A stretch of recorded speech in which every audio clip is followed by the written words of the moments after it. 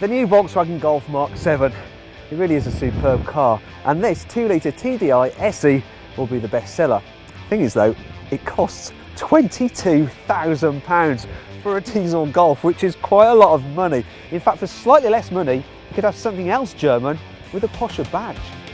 Representing Stuttgart is the Mercedes A180 CDI SE. From Ingolstadt, please welcome the Audi A3 1.6 TDI Sport, and our final contestant, hailing from Munich, the BMW 118D SE. Actually, this isn't an SE model because BMW didn't have one for us to borrow, so they sent us an M Sport, and unfortunately that cost well over £22,000, but just ignore these scoops and stuff and pretend it is an SE model, okay? To find out which of our 4 German diesels is best, I'm going to see how they fare across 5 different categories. So let's start with which is the most desirable. Okay, so it can't be the Golf because its badge just isn't posh enough. It can't be the A3 because it looks like the old A3 and the A3 before it, and it's just too predictable now. It can't be the 1 Series because its face is just too ugly.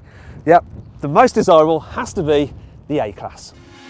People have always been willing to pay a little bit extra for a car with a 3-pointed star, and unlike the boxy old A-Class, this new one actually looks worthy of that famous badge.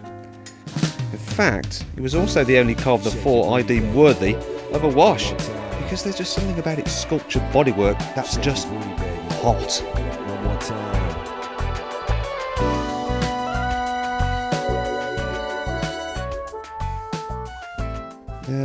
I think that's enough of that now. Anyway, inside, the A-Class has been inspired by the Mercedes SLS AMG supercar. There are plenty of sporty touches everywhere, including one-piece sport seats. Nice.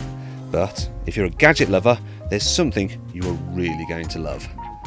You can get a special Mercedes app for your iPhone, and it allows you to connect your phone to the car like never before. And the app includes digital radio, it includes satellite navigation with European-wide mapping, and it even allows you to connect to Twitter and Facebook through the car. And you can view your tweets on the screen and look at status updates on Facebook as well, and it'll even read them out to you. Now, to enable your car to do all this, you do have to spend about £500 to have it upgraded. But even when you take that into account, this A180 CDI still comes in at less than £22,000. So, the Mercedes is the most desirable. But how will it fare in our next test? Performance. Well, seeing as we're at an airfield, what better way to find out than a standing quarter-mile drag race? Mercedes was the first company to use diesel engines in its passenger cars, and every Merc diesel I've driven has felt fairly punchy, so I'm not too worried about this race really.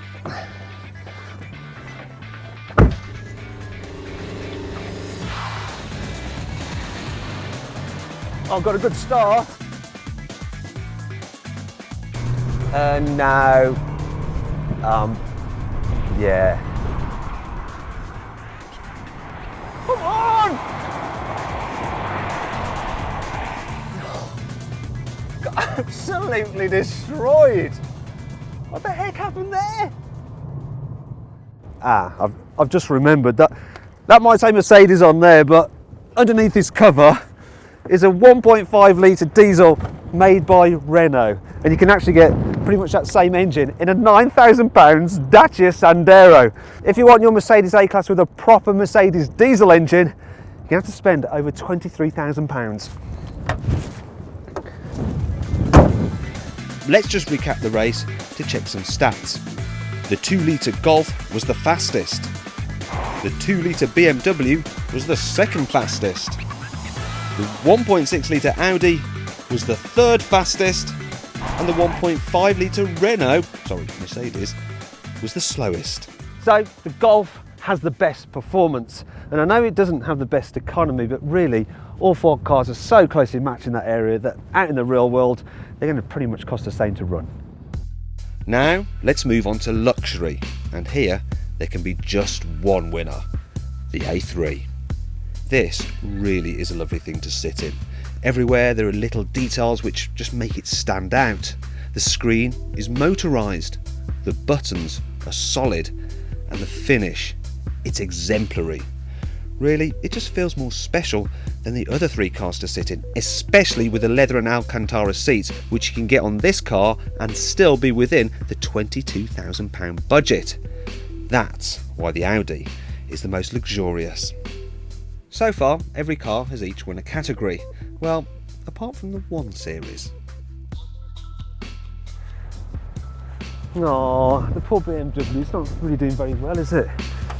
However, I think that's about to change.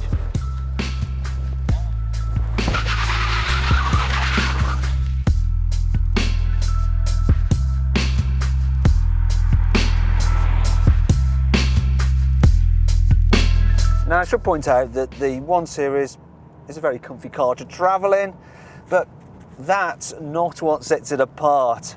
What is that while all the other 3 cars are front-wheel drive, this one is actually rear-wheel drive, like a proper driver's car should be. And that, plus the way the cockpit wraps around you, kind of tricks you into thinking you're actually driving a sports car. Should you suddenly find yourself on a test track, if you turn off all the driver's aids, the 1 Series will do what all BMWs do.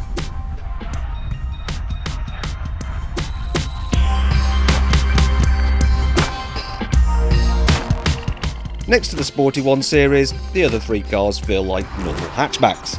The Golf handles well, it rides well, and it's quiet. But it just lacks the BMW's fun factor. So does the Audi, while its stiffer suspension makes it have a slightly harder ride. Then there's the A-Class. Sadly, it trails all the others for both handling and comfort. So the BMW is the most fun, but it's not the most practical, and neither, I'm afraid, is the Audi A3. And the same applies actually to the Mercedes A-Class, because the most practical car here is, well yeah, you've guessed it, it's the Golf. This is a car which can cope with all a family's needs. It has more pockets and secret compartments than a magician's coat. It can seat 3 adults in the back seats if you absolutely have to carry 3 adults. As for the boot, it's big, it's adjustable, and it's flat enough to use as a bed. So that's another category win for the Golf, which means it's won 2 categories, while the other cars have won 1 each. So while you could have a BMW, an Audi or a Mercedes for a little bit less than a 2-litre TDI Golf, I wouldn't bother.